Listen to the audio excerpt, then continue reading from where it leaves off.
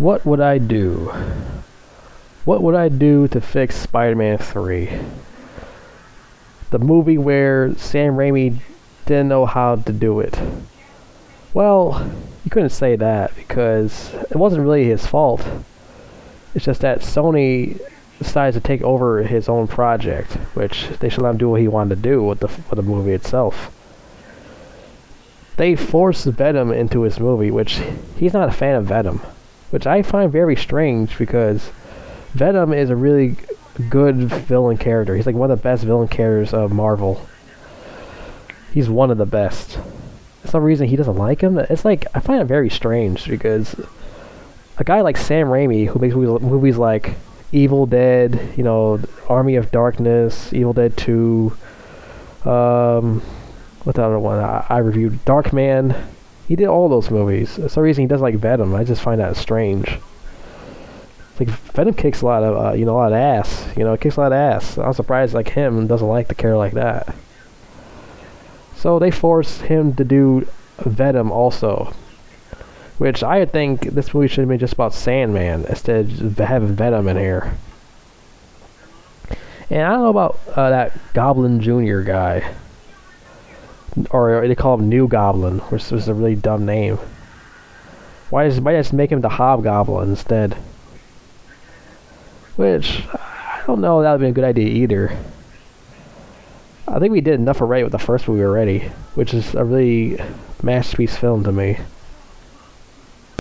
Let me explain what I would do with Spider-Man 3. So what I think here is, one thing is, I would get rid of, the whole Venom idea. Just get rid of that. Especially, they got Topher Grace to play Venom. I think Sam Raimi did that on purpose, because he didn't like the character so much, and Sony forced it on him. He did that on purpose to make him look like a really terrible character. So he decided to just, crap on him and make Topher Grace play the character. Which, a lot of people didn't like Topher Grace playing the character. Everyone hated it. Everyone hated the character. Didn't like the actor playing the character. None of that. The thing is, he was, too scrawny. People see, Brock was supposed to have been, more muscular. It actually looked tough. He didn't look like a dork. That's the thing. He did not look like a dork. And I don't think he had the same job as Parker did. I think he did in the comics, but I don't know. I just feel like this idea just, like I said, he did it on purpose. He didn't like Venom, and he was mad at Sony, so he did this on purpose. That's why he made it so crappy, the character and all that. So let's get rid of Venom. Let's get rid of Spider-Man's symbiote outfit too. Get rid of that. And let's see what else. Goblin, that New Goblin guy, I want to get rid of him too, but I feel like he wanted him to be in the third movie to get revenge on Peter. That's the thing. I think maybe it'd be fine to actually keep New Goblin in the movie. Just have New Goblin and Sandman, and add a different villain that's not Venom, like Kingpin or something. Kingpin would have been good instead of Venom. Kingpin has these hired soldiers, these mercenaries he hired and whatnot to kill Spider-Man and Sandman. So where would I start the story having those characters in here? Oh yeah, also get rid of what's her name again? What the fuck? The blonde chick in the movie, she was all from the comic books. That's another one of Spider-Man's lovers. I feel like she was pointless in this movie also, Spider-Man 3. She was in The Amazing Spider-Man 1 and 2, which is a different actor, Emma Stone. What's her freaking name? Wait a minute, Gwen Stacy, yeah. Get rid of her too. She was pointless in this movie. And change around Mary Jane's character. Make her less, a rude woman. Make her more chill, more laid back. They shouldn't have her all mean to Peter and whatnot, because he was trying to marry her in the third movie and all that, and treat him like garbage. I feel like that was really necessary to do all that. I think should change her character around. I think there's some other pointless characters in there too. I think. Well, this whole movie was pointless. This whole movie just turned into a meme. As you can see on YouTube, there's like millions of videos of called Bully Maguire, and it's like a whole bunch of jokes of making the same lines for the third movie. Also, the first one, they had a whole bunch of lines, and the character Bully Maguire in YouTube, he just bullies all these other characters in different movies, and they're pretty funny. Like I said, Spider-Man 3 it's like a big film meme, and most times it's not a good idea. It's not a good thing. But anyways, let's continue. So, where it all started off, where, Peter and Aunt May go to the investigation room in the police department and all that, and they start talking about who killed his uncle and stuff. But yeah, that's fine to continue where that's at, with the whole situation with Sandman and, the guy that killed him, the spiky hair mother fricker, and all that. So now Peter wants to get revenge against the Sandman and whatnot, but before he gets revenge, Sandman's thing happens where he escapes prison and whatnot, and he falls in this scientist thing, and he turns into Sandman. The science project he fell into, he turns into Sandman. You gotta figure a way to how to work his powers, which that was a pretty good scene also. He figures out his powers, how to get out of the sand, how to control it, which he does. I like that scene too. And also, the actor is a really good actor that played Sandman. I think they had the right guy for this role. It's just that this movie is just really written bad on purpose. That's the thing. If Sony left Sam Raimi alone, let him do the movie by himself, it would have been a really good movie. It just would have been about Sandman and New Goblin and a different villain. That's the thing. But they didn't let him alone, so they pissed him off, and the movie was destroyed. A lot of people don't say that. But a lot of people don't say that Sam Raimi got pissed off and the Sony got him really angry and stuff like that. So he made his movie on purpose, making it bad on purpose. Which a lot of people probably not gonna agree with me with that, but I think that's what happened. They actually got him angry and made like this bad like this on purpose. Because it was really goofy. It made it way too goofy, over the top. I mean, it's fine to make jokes in the movie, like the first and second one did, but this is too goofy. Making Spider-Man dance around, doing these emo stuff, doing it swirl around his arms and then slapping his hand in the air and shaking his freaking his crotch in the air and stuff. Come on now. We didn't need all that. That's really silly. I still laughed at it though. It was pretty funny. But yeah, so later on now, Peter gets angry. Then later on he goes looking for him, and Sandman, he goes into his daughter's room and start talking to her. And his ex-wife gets mad at him. Didn't want him to be bothered with the daughter. Because she has cancer, and the reason why he got arrested because he was trying to get some money so he could pay for his cancer daughter's bills and whatnot, get her better, get her treatment, which I understand. That's tough. Oh yeah, the actor's name is Thomas Hayden Church. That's what it was. Really good actor. He did a really good job as Sandman. He really worked. So then I think he leaves the house and all that. He's still gonna try to get the money for his daughter's treatment. So I think that's before the scene where he turns into Sandman. So my mistake. After all that, then later on, Sandman decided to steal more money out of another bank truck again, like the last time. And now he got sand power. It's a lot easy for him. So he his cancer's daughter's treatment. So then Peter, Spider-Man gets in a fight with him and whatnot. And that's how it's supposed to be like. Then, he messes up, and then he goes on the roof and he says his lines that, where all these bad guys come from? Where these guys come from? You take the sand, like he did before, you take the shoe off, sand comes out, all that. Then he gets a fight with him. Maybe he can fight him again when he's in the sewer and stuff again. Instead of having the black symbiote costume, now he has his just regular him. But this time he's less angry because he doesn't have the symbiote suit on. And this time his emotions are a lot different now. So, and also the thing about Green Goblin's situation is that, well, not Green Goblin, New Goblin. The thing about his character is that something got to change it with that. Instead of him getting like amnesia and make him lose memory, I thought that was a really dumb idea. You should get something different than that. Like, instead of him having amnesia and whatnot, it should have something different. Oh, I forgot all about that Peter Parker is Spider-Man. So I'm just gonna forget all about it. So I had like a bad, hit down to my head and down to the ground.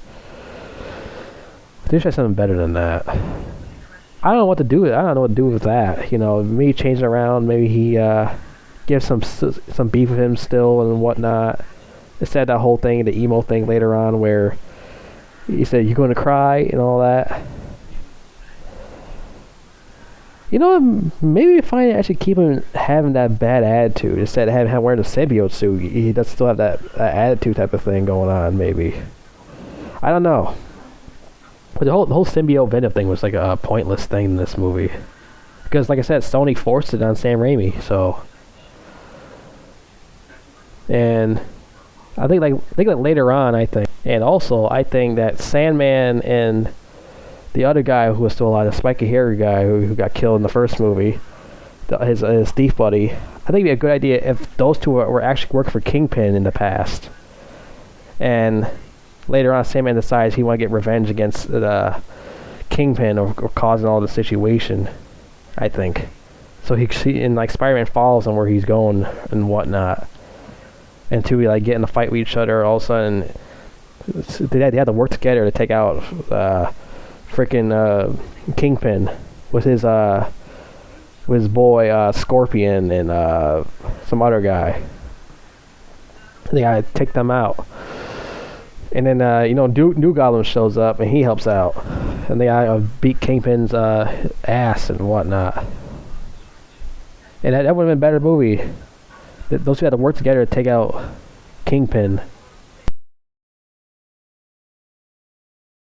And in this movie, there's no more Mary Jane getting captured and whatnot. This time be totally different. None of that natal stress crap. This time she's not in this whole situation. She's not captured this time. The third one she's not even captured. So this time is different. Those two work together. New Goblin shows up. He forgives Peter for all the shit what happens. And he found the truth because his butler told him. It's like the third movie. So he goes to help him out, fight Kingpin and shit.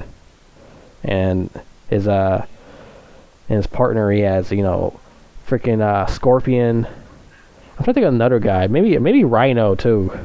And actually Rhino, not the robotic suit they have in Amazing Spider-Man 2. I'm talking about, the animal suit he has on, not the robotic suit. I'm talking about talk about the comic book. He actually had, actually a real suit, a real animal suit he had on. I'm talking about that type of Rhino, comic books, not the robotic suit. And it's not played by Paul Giamatti, which also Thomas Hayden Church did a movie with him called Sideways. But anyways, yeah. That would have been good too. Then they had to fight Rhino and Scorpion and Kingpin. I think that would have been a better movie. Instead of having Venom in here, he's played by Topher Grace of all people. A skinny, scrawny guy. Which, like I said, Eddie Brock was supposed to have been, he's supposed to be like a buff dude, I remembered. Or actually look intimidating. Eddie Brock was look intimidating, not like a doofus. Played by a guy from That 70s Show. Where his dad calls him a dumbass all the time. Which he is in this movie, he's a dumbass. Making fake photo shoots and whatnot, making these fake photos of symbiote Spider-Man. The guy has lost his job, he's just stupid. So he blames Peter Parker for it. Oh, it's his fault. He got me fired. You made fake photos of the symbiote Spider-Man. It's really your fault, buddy.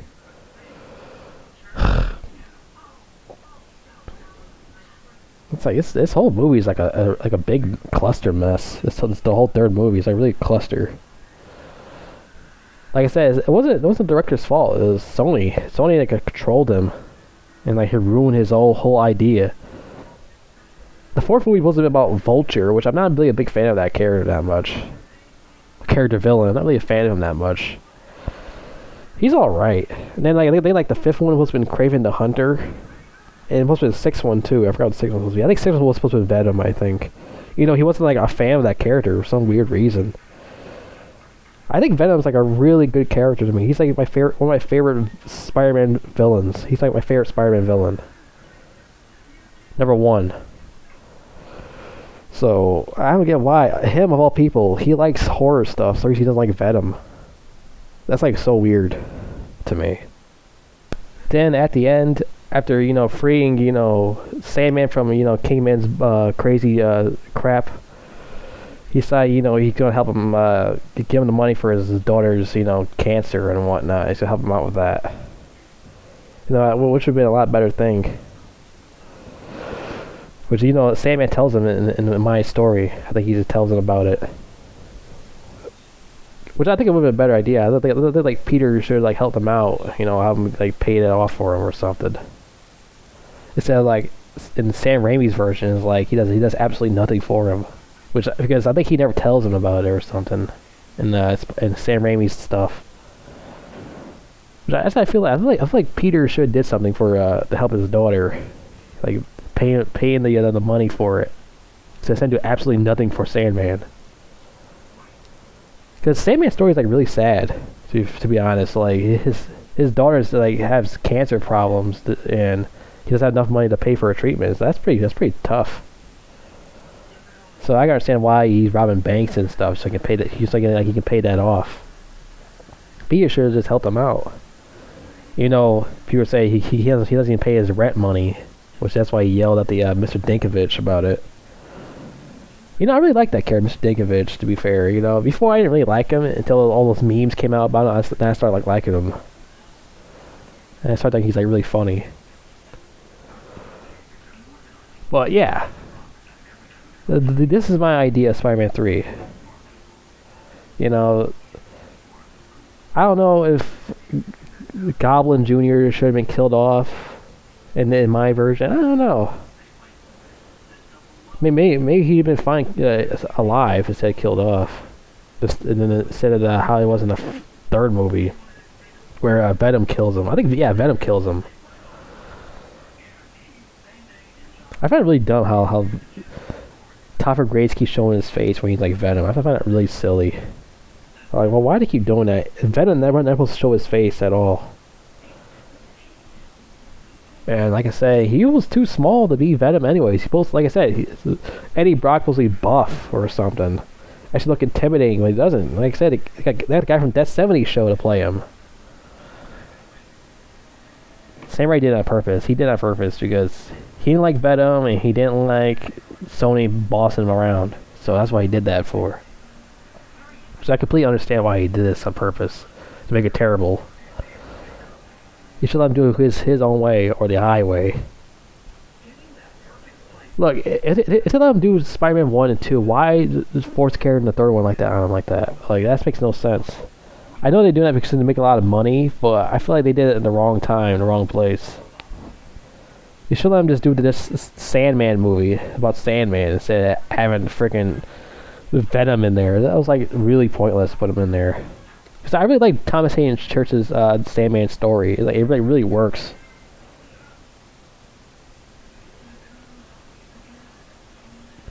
That was like really dumb. Like they really screwed it up. Because Spider-Man was just trying to figure out like who killed Uncle Ben and stuff like that. Like that was like the best part of the story. But somehow they're like, oh, well, why don't you put Venom in the movie and get Topher Grace? That would even make it even better. And put Gwen Stacy in there for no reason. Played by what's her freaking name again? Yeah, Bryce Dallas Howard. Ron Howard's daughter played the character, and she wasn't that big back then. And not until like the 2010s, I know she got in her prime. She wasn't that noticeable yet, because she's in Spider-Man 3 doesn't mean anything. But like I said, they really screwed up Spider-Man 3. The only thing good about Spider-Man 3 was the memes and the Bully Maguire stuff. That's it. That's the only thing I like about that movie. He does all those goofy stuff. He's emo Peter. Well, that's my idea. Like, instead of Venom, have Kingpin in there, and he has these goons like Scorpion and Rhino work for him, and then they fight Sandman and Spider-Man at the end. because Sandman went behind his back and all that. Went behind Kingpin's back, and now they got to fight it out. And he got work. Him and Spider-Man got to work together, take out Kingpin.